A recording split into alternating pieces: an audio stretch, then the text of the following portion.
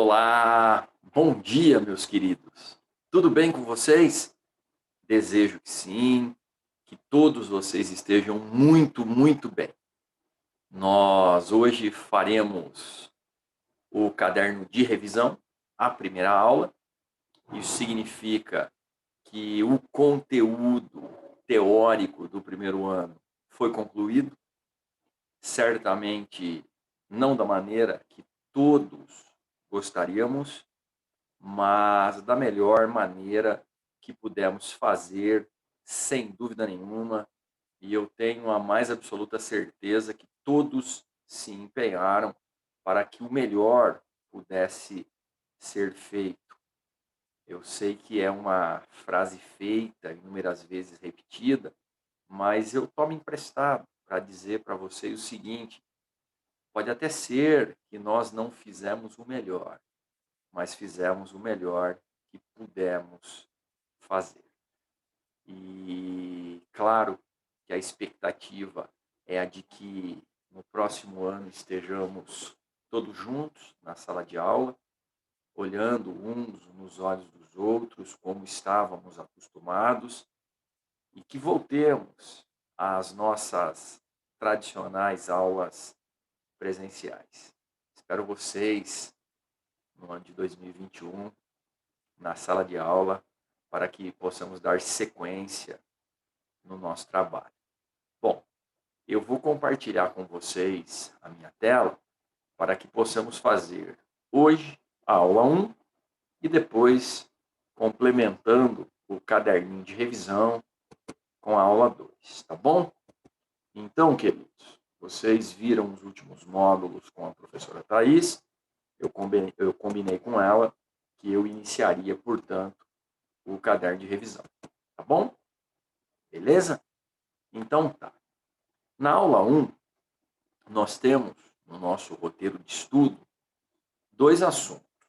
Os Incas, a civilização Inca, o Império Inca, e os indígenas da América do Norte, os quais, segundo a classificação do antropólogo Morgan, são respectivamente representados como civilizações, no caso dos Incas, e no caso dos indígenas norte-americanos, povos bárbaros.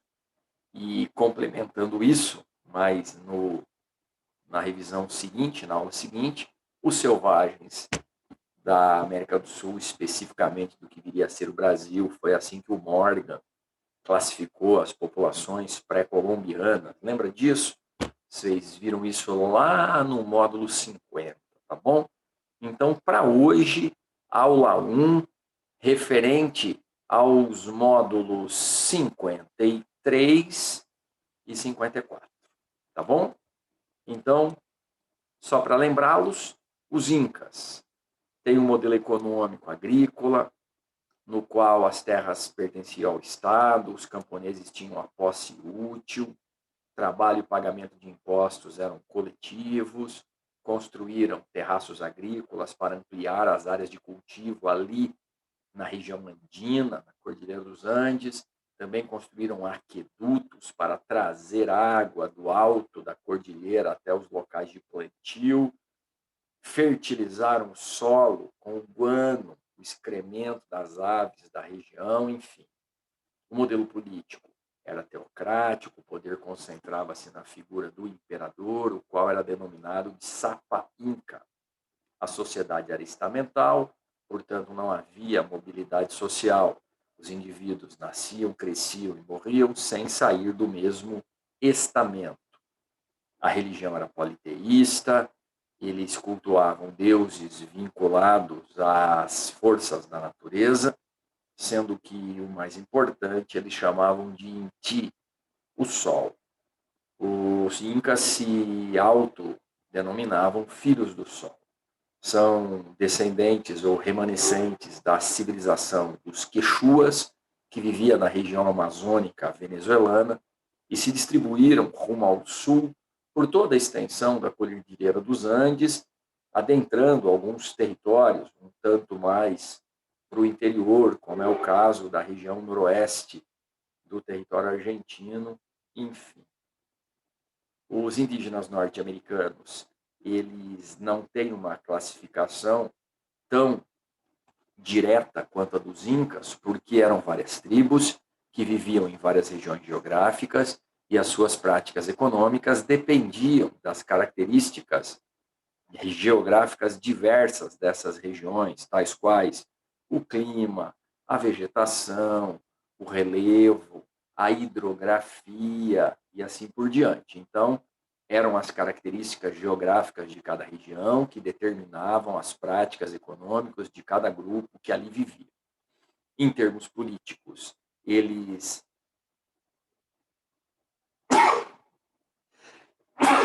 me desculpe, não deu tempo de dar um pause. Com relação às características políticas, eles viviam em agrupamentos familiares, os clãs, os laços de parentesco eram o principal fator de agregação, viviam em tribos, portanto, a sociedade era uma sociedade na qual também havia uma divisão de trabalho de acordo com o sexo e a idade dos indivíduos, a terra não tinha dono, a terra era de uso comunitário, pois não havia figura de um Estado. Eles eram religiosamente politeístas também, embora haja a peculiaridade do totemismo. Eles tinham seus totens, os quais eles cultuavam, pois acreditavam que eram descendentes desse objeto cultuado, seja ele um animal ou uma planta, fosse ele animal ou planta, tá bom? Beleza, então, ó, o exercício 1, ele pede para que nós falemos dos Incas. Discorra sobre os Incas no século XVI, ou seja, fale tudo o que você souber sobre eles, tá? E aqui na revisão eles escrevem assim: seu território ocupava a região dos atuais Peru, Bolívia, Equador, parte do Chile, norte da Argentina. Quando os espanhóis chegaram em 1532, o império vivia seu auge, impressionando os espanhóis pela sua organização e suas imponentes obras arquitetônicas. Tá bom. Numa questão dessa não tem certo ou errado, vocês concordam? Porque se ele está pedindo para você escrever sobre, você escreve o que você quiser. Só não pode escrever coisa errada sobre eles, tudo bem? Fabiano, se eu pegasse e copiasse o resumo da aula que você passou, poderia ser dessa forma? Claro que poderia, sem problema algum, tudo bem? Pois ali, nessa descrição, você colocaria características econômicas, políticas, sociais e religiosas, tá bom? Então, esse primeiro exercício, fique à vontade para escrever tudo que você sabe sobre os Incas. Aliás, é um ótimo exercício para treinar. Segundo, comente sobre a estrutura fundiária dos Incas. Opa, aí a resposta tem que ser direta. Também retirada do resumo, tá bom? Você vai escrever: as terras pertenciam ao Estado e os camponeses tinham a posse útil. O trabalho e o pagamento de impostos eram coletivos. Acabou. Quer que eu repita? Repito. As terras pertenciam ao Estado e os camponeses tinham a posse útil das terras. O trabalho e o pagamento de impostos eram coletivos. Certo? Tá bom. Aqui ele fala basicamente isso, e ele fala do Ailiu, né, que era uma organização familiar fundamentada nos laços de parentesco, ou seja, o Ailiu era o típico clã dos Incas, tá bom? Que é o que vem na próxima, né? Comente a organização social dos Incas. Primeira coisa, o mais importante a ser, né, escrito nessa questão é o seguinte: a sociedade era estamental, ponto. Essa é a resposta padrão. A sociedade era estamental, vírgula, isto é, vírgula. Não havia mobilidade social, ponto. E aí sim você pode complementar dessa forma. Viviam em comunidades estruturadas por laços familiares, denominadas Ailiu, ou seja, clãs, beleza?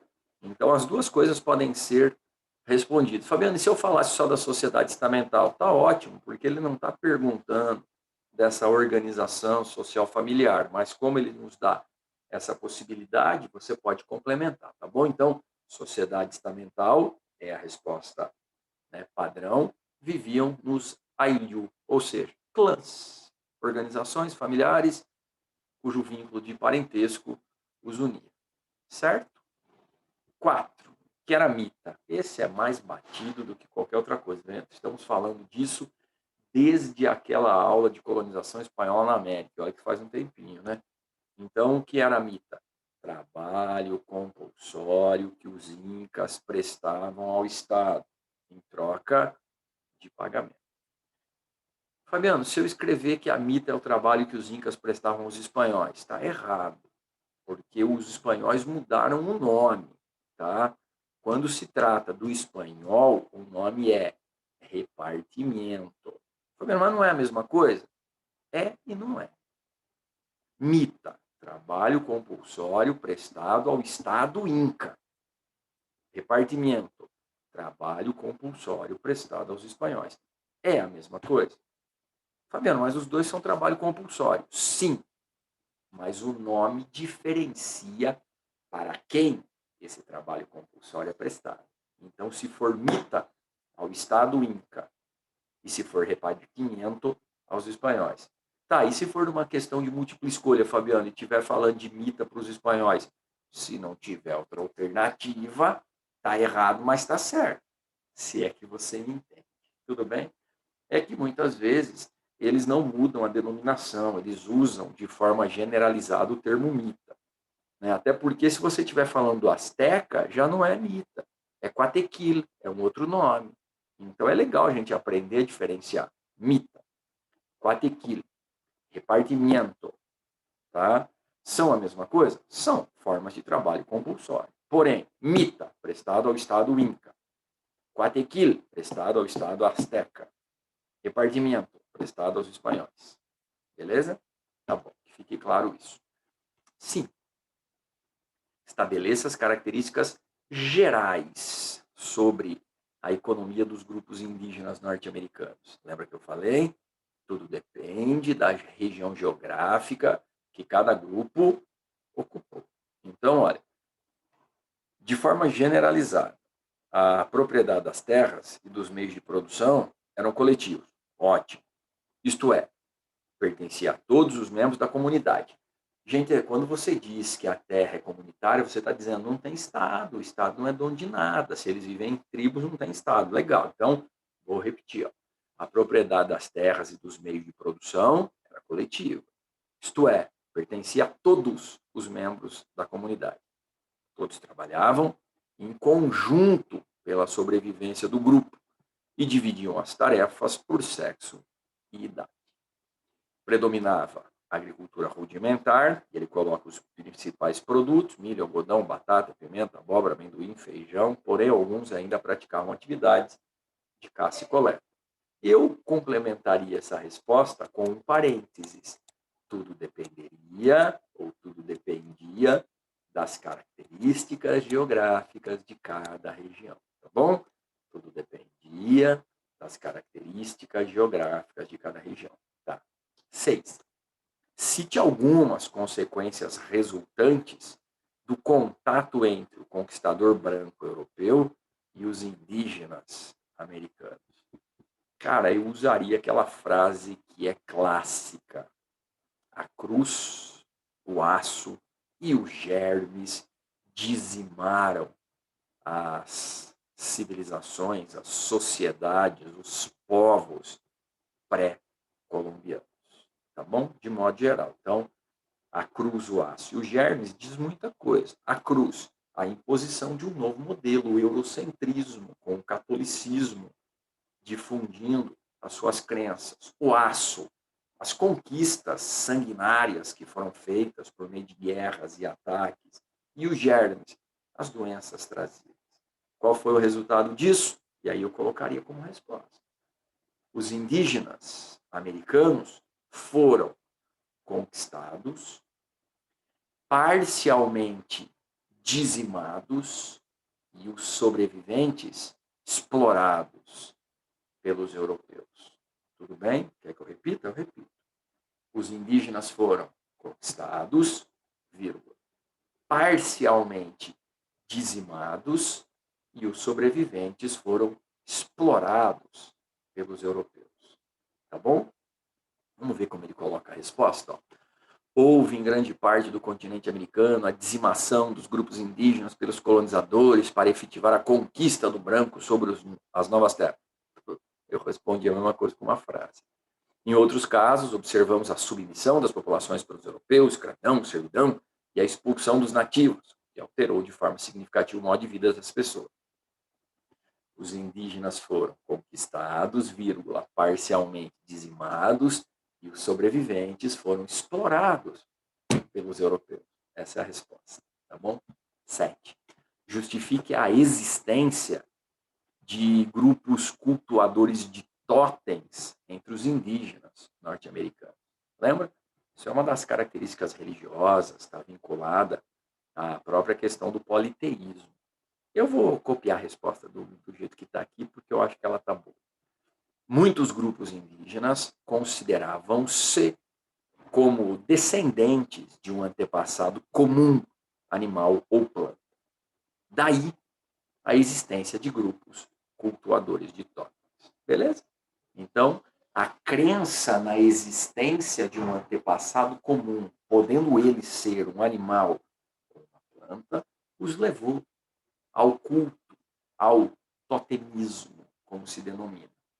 Certo? Mas a resposta aí está perfeita. Bom, eu vou entrar agora nos complementares que eu falei com vocês. Eu só não vou fazer o tarefa para deixar vocês treinarem um pouquinho, beleza? Então, exercício 1 dos complementares. De que forma podemos analisar o processo histórico em que viveram os indígenas da América, principalmente após o contato com os europeus a partir da Idade Moderna e nos dias atuais? Eu diria que você pode copiar a resposta das 6. Os indígenas foram conquistados, parcialmente dizimados, e os sobreviventes explorados pelos europeus. Porque está escrito a mesma coisa de um outro jeito.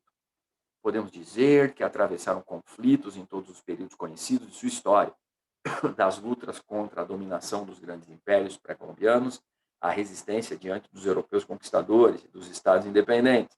Continuaram a querer subjugar os nativos americanos. Quer dizer, mesmo antes da chegada dos europeus, havia um conflito entre eles. Tá? Com a chegada dos europeus, vem a dominação, a dizimação e a exploração. E depois da independência, eles continuam entregues à própria sorte, marginalizados, dependendo da tutela do Estado, em alguns casos. Se nós pegarmos os indígenas norte-americanos, eles vão ser dizimados no processo de colonização. Tudo bem? O indígena do Brasil ainda vai se refugiar em áreas de mata fechada, o que contribuirá para que eles sobrevivam a todo o processo de ocupação, por um tempo. Tá? 2.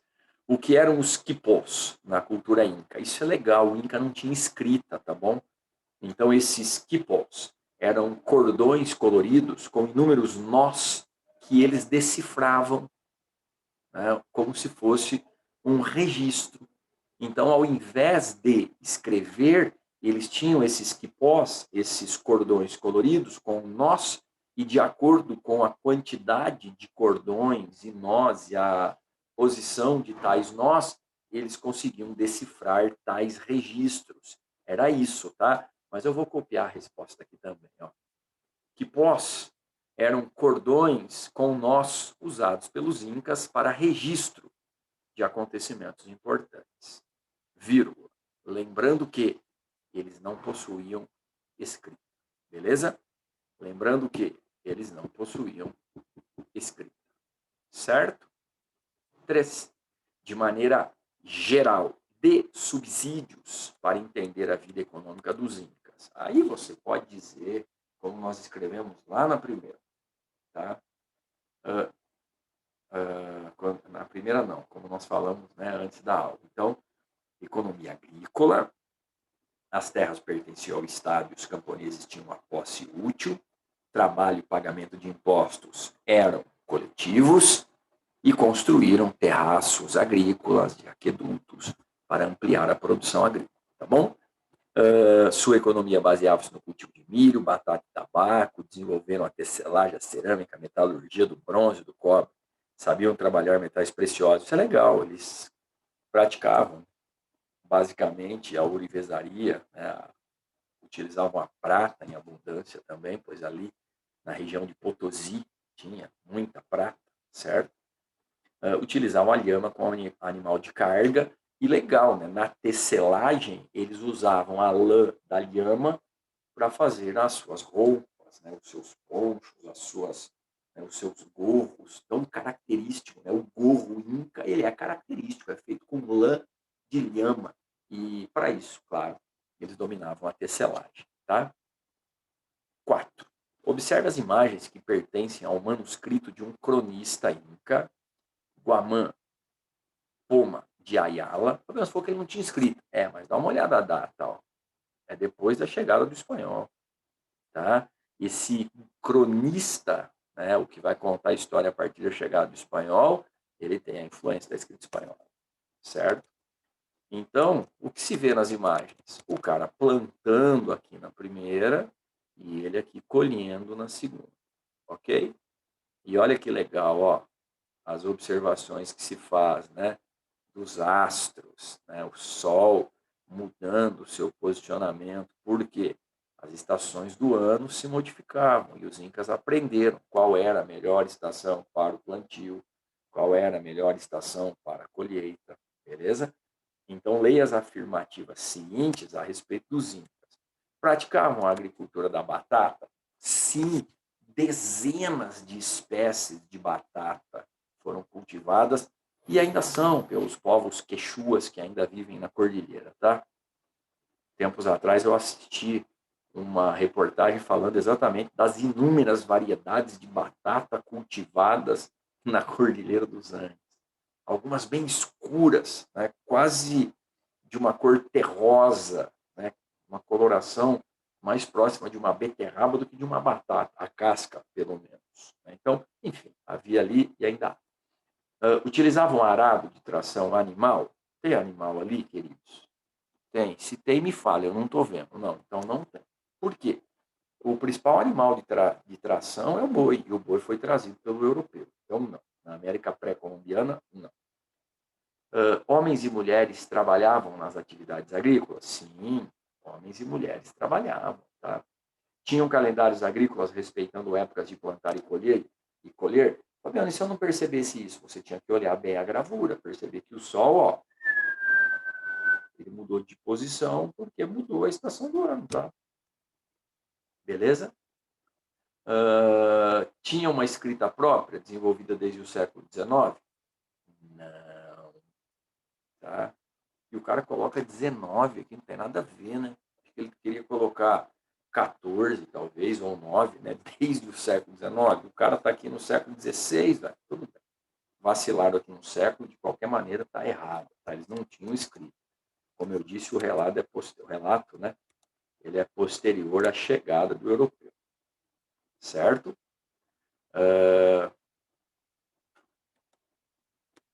Beleza. 5. Nos Estados Unidos, a expansão para o oeste se completou no final do século XIX. Discorra sobre esse fenômeno histórico no que se refere à questão indígena e à incorporação de terras para a agricultura. Tá? Bom, vamos copiar a resposta daqui. No decorrer do... Porque, de novo, ele está pedindo discorra, né? Escreva o que você quiser. Então, no decorrer do século XIX, a política norte-americana foi marcada pelo expansionismo territorial. O alargamento das fronteiras agrícolas implicava a invasão de territórios ocupados pelos índios. O governo norte-americano optou por deflagrar um confronto que levou à morte parcelas significativas das populações e ao confinamento dos sobreviventes em reservas. A política do Estado visava incentivar a imigração europeia, o Homestead, né? E não pretendia incorporar os índios no seu projeto de desenvolvimento econômico. Tá? Esse Homestead Act, ele é a lei de terras, óbvio, né, de 1863, e ele concedia terras a todos aqueles que se decidissem por ocupá-la e nela produzir. Claro, todos eles, no caso, os imigrantes. Era uma forma de incentivar a corrida para o oeste. Então, o indivíduo que ocupasse esses lotes de terra, né, eles seriam futuramente os legítimos proprietários. Em troca de um pagamento irrisório de $30, eles obteriam a escritura. Eram 160 acres de terra. Tá? 6. Sobre a expansão para o oeste na formação do território estadunidense, com o consequente contato com os índios da região. Discorra como se desenvolveu a temática da cultura norte-americana, por exemplo, na literatura, no cinema, nos meios de comunicação, após completar esse processo. O indígena sempre foi apontado como um vilão na história americana. Depois de muito tempo é que houve uma revisão dessa história, certo? É mais ou menos como a história do Bandeirante no Brasil, que sempre foi o herói. Depois de um tempo, uma narrativa mais contemporânea que o aponta como vilão, caçador de índio, escravizador de índio, dizimador de índio, enfim. E nos Estados Unidos não foi diferente. Eu, quando criança, por exemplo, não cheguei a ter, mas cheguei a brincar, né, com o brinquedo chamado Forte Apache. Ele era um brinquedo, né, eram outras épocas, tudo bem, não havia ainda nada tão tecnológico, então a gente brincava, né, com esses bonequinhos, eram soldados americanos e indígenas, né? Ninguém queria ser o índio, porque toda brincadeira que envolvia soldados americanos e indígenas, o índio perdia. E era o índio que atacava o forte, que atacava a fortificação militar. O índio era sempre quem começava a confusão. Uma narrativa que foi feita, né, fundamentada no próprio discurso do americano de ocupação dessas terras que já tinham indivíduos ali vivendo desde há muito tempo, claro, como nós sabemos. Bom, de novo, é para discorrer, então eu vou ler para vocês, que é mais a título de aquisição de informação esse exercício, tá bom? A expansão para o oeste alimentou, seja na literatura, seja no cinema, a identidade cultural estadunidense, imaginada como uma conquista de heróis desbravadores com a figura do cowboy solitário, simbolizando os projetos individualistas do liberalismo. Em defesa dos valores morais, de justiça e religiosidade da sociedade branca norte-americana, aparece em contraponto aos índios, visto como vilões a serem mortos ou civilizados. Né? Existe um livro interessantíssimo que eu mostrei para vocês na ocasião da aula, chamado Enterre Meu Coração na Curva do Rio, e ali eles contam a sua versão. Diferente do que aconteceu com os indígenas brasileiros. Eles nunca contaram a sua versão. Toda a história do enfrentamento dos mundos, como gosta de chamar o antropólogo Darcy Ribeiro, toda essa história é narrada pelo conquistador. É claro que as obras que narram a história do conquistado, elas são infinitamente mais raras, muitas vezes, né, consideradas deslegitimadas, né, pela narrativa oficial, mas surgem como documentos importantíssimos. Esse livro que eu estou falando para vocês, por exemplo, O Enterre Meu Coração na Curva do Rio, ele é fantástico. Dê uma olhada nele aqui, ó. Enterre Meu Coração na Curva do Rio. A dramática história dos índios norte-americanos. A apresentação do livro, né, aqui no New York Times, por exemplo, diz assim, ó, o mais pungente relato da agonia de uma raça, original, memorável e comovedor, impossível de largar, estarrecedor, arrasante. Nos perguntamos ao ler este livro, emocionante, quem na verdade eram os selvagens. Enterre Meu Coração na Curva do Rio é o eloquente e meticuloso relato da destruição sistemática dos índios da América do Norte.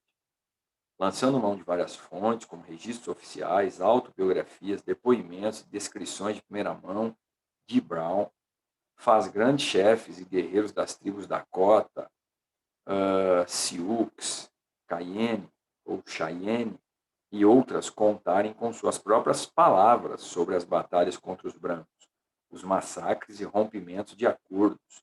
Todo o processo que na segunda metade do século XIX terminou por desmoralizá-los, derrotá-los e praticamente extingui-los.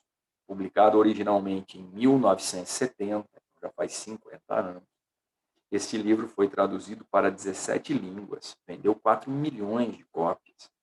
Com ele, de Brown, os maiores especialistas em história norte-americana, mudou para sempre o modo do mundo ver a conquista do Velho Oeste e a história do extermínio dos peles vermelhas. Ou seja, né, quando nós olhamos aqui esse livro, quando você começa a ler, né, você tem uma outra versão da mesma história, certo? Porque o livro traz depoimentos dos conquistados. E isso não é algo tão comum, tão natural, porque a historiografia oficial ela sempre é contada pelos vencedores. A história é contada pelos vencedores, certo? E aqui, olha, o que se vê, né, na capa é a foto de um indígena, né, de um indígena da tribo dos Cayenne, né, ou dos Cheyenne, como se pronuncia também. E aí ele diz, ó, a grande tragédia do índio, uma minoria incômoda para a expressão desenvolvimentista de uma nação em progresso que precisava de terras para ampliar seu território, para fazer estradas e colonizar o interior. Os brancos introduziram a fumaça dos trens, o uísque, as doenças infecciosas e acabaram com as florestas e a vida selvagem. Não é uma narrativa diferente do que aconteceu em outras regiões, mas eu digo, é uma narrativa importante porque ela trará o outro ponto de vista. Por isso que vendeu tanto, por isso que vendeu 4 milhões de cópias, porque todo mundo queria ouvir um pouco da outra parte. Eu quero saber uma narrativa do indígena. Já estou cansado de ler a narrativa do conquistador. E eu disse para vocês, no Brasil também, a história foi contada pelo conquistador. Quer ver um livro que narra a história de uma outra maneira? Vou pegar para vocês também. Dá uma olhada aqui, ó. Esse livro também é uma obra sensacional. Os Negros da Terra, tá? Negros da Terra, do John Manuel Monteiro. Cadê o nome dele? Tá aqui, ó. John Manuel Monteiro. Índios e Bandeirantes nas Origens de São Paulo. Vou ler primeiro, ó. A estrutura econômica da São Paulo colonial, assentada na captura e exploração da mão de obra indígena, gerou uma sociedade de características peculiares, capaz de produzir grande riqueza comercial ao mesmo tempo que difundia a pobreza nas terras do Planalto. Neste livro, John Manuel Monteiro contraria as abordagens tradicionais da história do bandeirantismo e da formação de São Paulo, redimensionando o lugar do índio, o negro da terra, no sistema produtivo paulista durante os séculos XVI, XVII, XVIII. Desse estudo minucioso emerge uma imagem ainda poderosa e fascinante desses pioneiros paulistas, mas totalmente distinta da que normalmente se encontra nos livros escolares de história. Quer dizer, ele desfigura o bandeirante. O bandeirante não é o herói apenas, ele é o vilão, ele é o caçador de índio, ele é o dizimador, escravizador de indígenas, tá? E olha que coincidência, o John Manuel Monteiro, ele é nascido nos Estados Unidos, tá? Nasceu nos Estados Unidos, é PhD em História pela Universidade de Chicago, tá? E veio para o Brasil levar adiante os seus trabalhos e foi professor, livre docente na Unicamp, foi chefe de departamento ali também, né? Então, um estadunidense que esteve no Brasil contribuindo para uma mudança de perspectiva dessa narrativa colonizado. Tá bom? Por enquanto é só. Volto na semana que vem para que possamos concluir o caderno de revisão, preparando-os para a última prova do ano de 2020. Assim esperamos. Beijo para todos. Nos vemos na semana que vem. Tchau.